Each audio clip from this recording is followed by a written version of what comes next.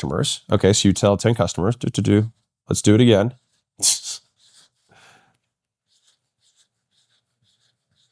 Okay, now if you have 8 of these customers at $10 per month,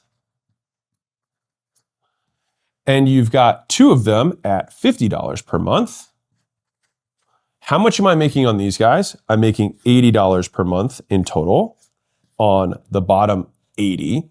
And then I'm making $100 per month on my top 20% or my top 2. And so by serving these 2 customers differently, we doubled the revenue of the business, which, by the way, again, is my rule of thumb. I want each tier to bring me another double, like another full amount of revenue. Otherwise, I'm like, I don't know if it's worth creating the actual extra constraint of operations, right? But here's where it gets even nastier. Let's say that this covers the majority of our overhead. That means that this extra $100 might contribute 10 to 1 compared to this to our bottom line. And so sometimes when you make a move like this, if you were here and you had $80 and you were living your life on this 80, right? It's like, well, maybe your cost is 70 and you're taking 10 home. If you add this $100 in and maybe the cost on this is 20, you've got 80 left over, we 5x the profit. So let's say our profit before this was 10 a month. And then we added this in and we had $80 a month in profit from this 100, all right? Look at the difference in profit. We go from 10 to 90 just by adding this tier. And so the reason your business is not making this money and you're not making as much money as you want is because you're not priced appropriately for the people who actually have the money to give you. And so to maximize revenue, you can think of it with 4 tiers of pricing. And to be clear, you don't need to serve everyone. And the first product you have may not be your base tier. All right, so you might start here. I don't know yet. I don't know your business. But this is what you can walk through in terms of thinking through the pricing for your products and services. So let's assume that we have 1,000 customers. All right. So on our base tier, all right, so this is the lowest, $10 per month, and let's say we've got 800 customers at this level. Okay. Now our second tier, we might have it $100 per month. So 10 times that price with 20% taking it. All right. So that means we're going to get somewhere in the neighborhood of 200-ish people who would qualify for this tier. Okay. And the next tier, we still have to follow our rule, 5 to 10x. So that means we're going to be at 500 to 1,000 a month for this next year. Just to keep it simple, I'm going to just do 10x because it's nice and clean.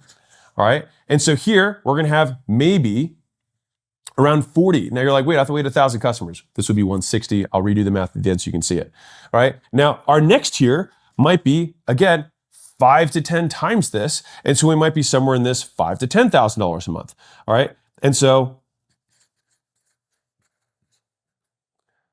times around 8 people.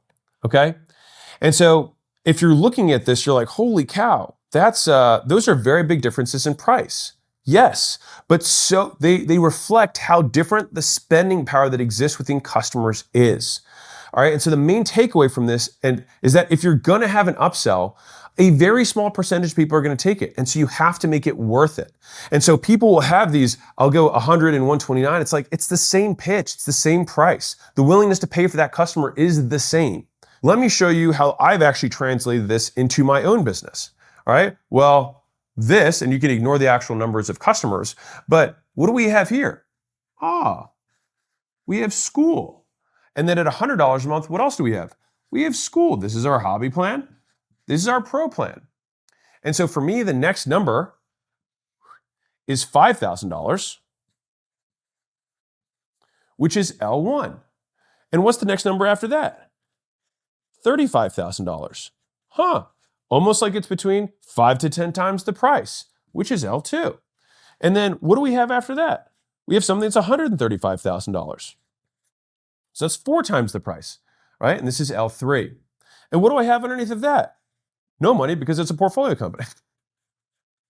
And so the thing is it may take some time to build out this entire thing. I didn't start with school. I started building, our brand. This is, to be clear, just our advisory practice that we have at acquisition.com.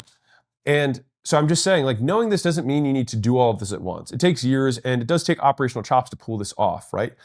You want to add tiers one at a time. My tip, though, is to start as high up as you can on this ladder, for a few reasons, right? So the Tesla example I gave earlier, the branding from